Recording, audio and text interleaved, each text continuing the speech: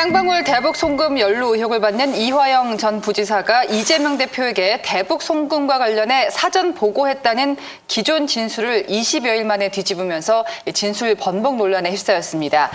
수감 중인 이화영 전 부지사가 쓴 자필 편지입니다. 구치소 소인이 찍혀 있습니다. 이 전 부지사는 편지에서 쌍방울의 스마트팜 비용뿐만 아니라 이재명 대표의 방북 비용 대납을 요청한 적이 없다고 썼습니다. 앞서 이 전 부지사는 검찰에서 쌍방울이 이 대표의 방북 비용 명목으로 300만 달러를 북한에 보낸 사실을 이재명 대표에게 보고했다고 진술한 것으로 알려졌는데 이를 부인하는 취지입니다. 대납을 모른다고 줄곧 부인하다 이재명 대표에게 보고했다고 했다가 다시 그런 적이 없다고 뒤집은 겁니다. 다만 이 전 부지사는 2019년 북측 관계자와 함께 만난 자리에서 쌍방울 김성태 전 회장에게 이 대표의 방북을 신경 써달라고 말한 적은 있다면서도 이 대표에게 사전 보고 없이 즉흥적으로 한 말이라고 선을 그었습니다. 현재까지의 과정을 다 미뤄봤을 때 이 전 부지사의 심경에 변화가 있었던 건지 아니면 상황이 변했던 건지. 일단 번복 얘기부터 제가 이해한 바는 약간 달라요. 굉장히 많은 회유가 있었던 것 같고, 검찰의 회유도 있었겠지만, 민주당의 회유가 저희 눈에는 더 잘 띄는데, 그 다음에 자필 편지가 나와서 다시 번복됐다고 지금 알려져 있지만, 그 자필 편지를 보시면 굉장히 애매해요. 애매한 게 뭐냐면, 김성태에게 자기가 요청했다라는 얘기는 인정이 돼 있고, 지나가는 말이라고 하지만, 두 번째, 대납을 요청한 적이 없다라는 말이 들어가 있어요. 그러나 이재명 대표에게 그 대납 사실을 자기가 보고한 적이 없다라는 얘기는 안 들어 있습니다. 굉장히 중요한 것은 그걸 보고를 했다는 얘기거든요. 그러니까 지금 그 자필 편지 자체가 원래 진술을 번복했던 것을 재번복했다라고 해석하기는 좀 어려운 굉장히 애매한 그 자필 편지를 보면 어떤 느낌이 드냐면 이분이 아직 마음을 100% 정하지는 않았다 이런 느낌이 들어요. 그런데 지금 그 편지를 보고 난 다음에 민주당에서 굉장히 위기의식을 느낀 거고. 솔직히 재판에서 이화영 지사의 입을 전부 다 주목했었죠. 그게 불발로 끝났습니다만은 실제 뭐가 있는 것 같아요. 예를 들어서 진술 번복이 실제로 있었다고 보시는 겁니까? 네. 우리 당에서 지금 화들짝 놀라가지고 이렇게 하는 것도 진술 번복 혹은 입장 변화, 신경 변화가 있었기 때문에 저런 것 같고요. 그러니까 그런 거는 있다고 지금 보여집니다. 그렇다면은 지금 마지막 게이트키퍼가 이화영 전 부지사라고 봤을 때 이게 뚫리면은 영장이 올 수가 있죠. 저는 이화영 전 부지사 굉장히 흔들리고 있다. 흔들린다. 결론적으로 말해서 굉장히 붕괴 조짐이 있다 이런 말씀을 드리고 싶은데요. 이화영 부지사가 처음에 왔을 때는 이재명 지사의 여러 가지 돈독한 관계 이런 것 때문에 굉장히 모로세로 계속 일관해 왔거든요. 그것이 어느 정도 진행되다가 보니까 여러 가지 김성태 전 회장의 진술이라든지 또 각종 증거라든지 또 자기 아들에 대한 어떤 구속이라든지 이런 여러 가지 상황을 보고 중간에 또 보고했다고 그런 쪽으로 인정하는 쪽으로 갔거든요. 인정하는 쪽으로 가다 보니까 온갖 민주당과 다방면에서 해유 협박 또 그 배우자까지도 저렇게 놓으니까 어떤 흔들리고 있다. 그래서 결과적으로는 밝혀질 것이다. 저는 그렇게 봅니다. 배우자 얘기가 말인데 재판장에서 그 모습이 사랑과 전쟁인 줄 알았다라는 이야기들이 있었어요. 법정 부부싸움이라는 아주 희귀한 상황이 지금 벌어진 거잖아요. 근데 법정 부부싸움의 내용을 보면 자기 남편에게 당신 왜 이렇게 바보같이 해서 당신 형량을 늘려 이러지 마 우리 가족을 위해서 이게 아니고 그게 상식인데 그게 상식인데 그게 아니라 당신 형량이 어떻게 되는지 말지는 별 관심이 없어 보여요. 우리 당대표 이름을 왜 여기 집어넣어라는 굉장히 특이한 상황이에요 지금. 처음 보는 상황이었어요. 그렇죠. 진짜. 그래서 국민들이 굉장히 놀란 게 저분은 자기 남편을 제일 우선으로 생각하는 게 아니라 당대표를 제일 우선으로 생각하나? 굉장히 좀 특이한 상황이 벌어져 있는 거죠 지금. 배우자가 또 하는 말을 보면 진짜 좀 없었다고 밝혀라. 그다음에 저 사람은 안에서 모르는 것 같다. 자기가 얼마나 검찰에 해유당하고 있는지. 또 만약 당시 그런 판단하면 가족으로 해줄 수 있는 모든 권리와 의무를 포기하고 싶다. 이게 배우자로서 사실 할 수 있는 얼마나 많은 해유와 협박을 받았으면 이렇게까지 나오겠느냐는 걸 한번 생각해 볼 필요가 있다. 저는 그렇게 생각합니다.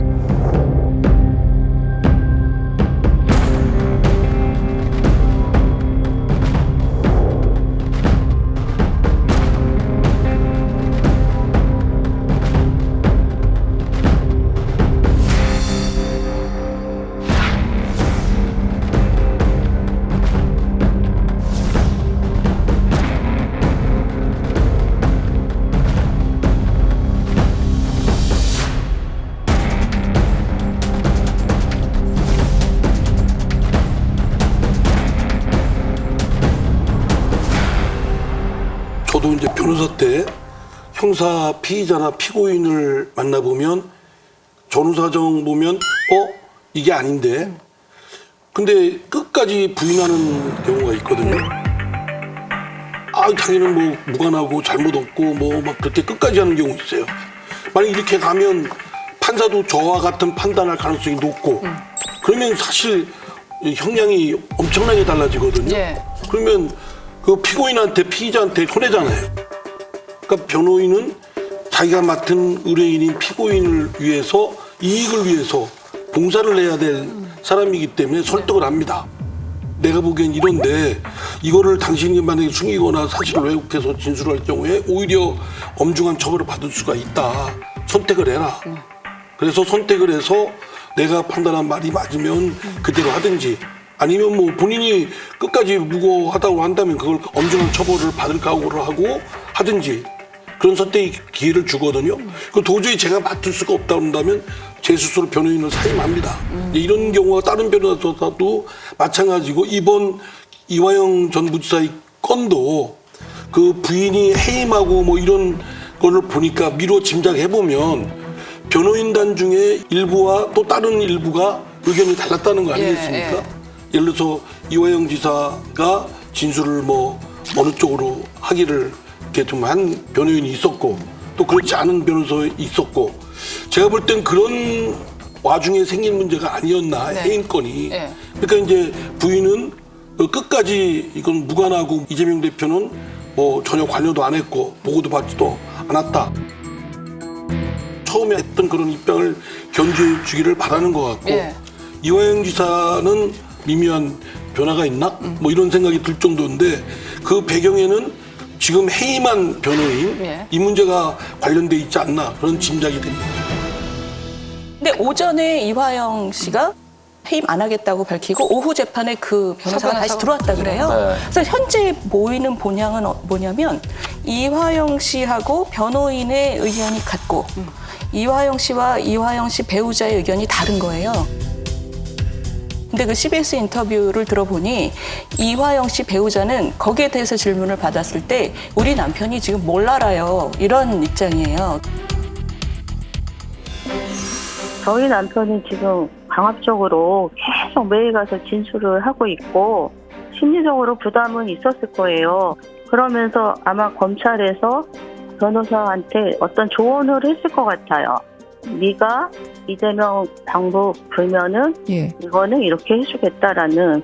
근데 갑자기 비공개 재판이 되고 나서 검찰이 그대로 브리핑을 해줬어요 거기에서. 근데 이거는 피해 사실 유포예요 검찰에. 아니 이런 일련의 과정들을 본인은 모르셔요. 안에 갇혀서 뭘 알겠어요. 정보가 없잖아요. 그 안에서 고립되고 회유받아서 우리 남편은 지금 제대로 판단할 수 없다. 그러니까 내 말이 맞다. 이런 입장이에요. 근데 지금 나온 얘기를 보면은 10달 동안 그 면회가 굉장히 많았다는 거잖아요.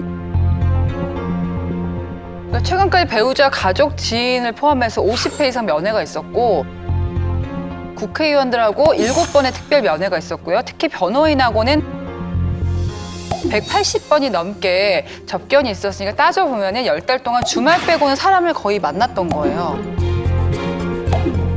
그러니까 이 남편의 배우자는 남편이 고립되지 않았다는 것도 잘 알고 있을 거예요. 그런데 남편의 생각이 본인의 생각과 다른 것을 남편이 자기 인생을 위해서 가장 좋은 최적의 그 선택을 했을 거라고 보이지만 배우자는 그걸 지금 받아들이기 싫은 거죠. 그렇게 보여요.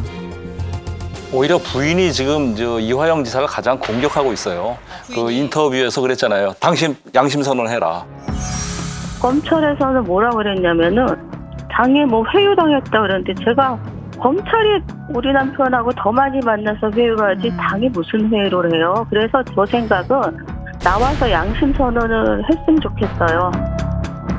재판받는 남편한테 부인이 할 얘기는 사실 아니죠. 오히려 가장 공격하고 있는 최전선에 서 있거든요. 이건 문제는 뭐냐면 그 부인 입장이나 이재명 대표 쪽에서 재판을 좀 혼선을 가하고 좀 혼란을 주기 위해서 이런 의도도 있느냐 이렇게 오해받을 수 있는 부분이 있어요. 사실은 재판은 정상적으로 진행이 돼야 되거든요. 변호인을 해임하느니 마느니 이런 논란이 되면 재판부가 나중에 정말 현명한 판단을 낼 때 굉장히 고심이 될 거라고 생각합니다. 이화영 부지사가 썼다는 자필 편지도 본인이 직접 받아오신 게 아니에요, 부인이. 누가 받아왔습니까? 받아서 전달받은 거예요. 그런 부분들을 봤을 때 네. 부인과 이화영 부지사하고 충분히 커뮤니케이션이 이루어지고 있지 않다는 것만은 분명한 사실이죠. 그 이화영 전 부지사는 여러 가지 정황을 제대로 판단할 수 있거든요. 많은 사람의 면회도 받고 다양한 사람의 의견도 들었고 또 본인의 정황은 본인이 제일 알지 않습니까? 그리고 또 김성태 전 회장이라든지 다양한 증거도 본인이 다 취합하고 있지 않겠습니까? 저 정도 인물이라면. 그래서 본인의 판단은 어느 정도 진행되는데 부인의 그 배우자의 입장은 혹시 민주당에게 입장 번복을 했기 때문에 예.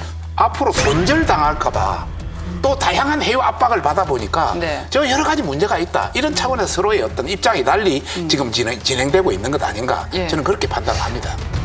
세 분은 다들 사모님한테 잘하고 계시죠? 어떻습니까? 내가 감옥에 가도 나를 지켜줄 거란 믿음이 있으시죠? 감옥 가면 안 지켜줄 거예요. 감옥에 가지 말아야죠. 자신이 없는데요. 저는 뭐 혼만해서.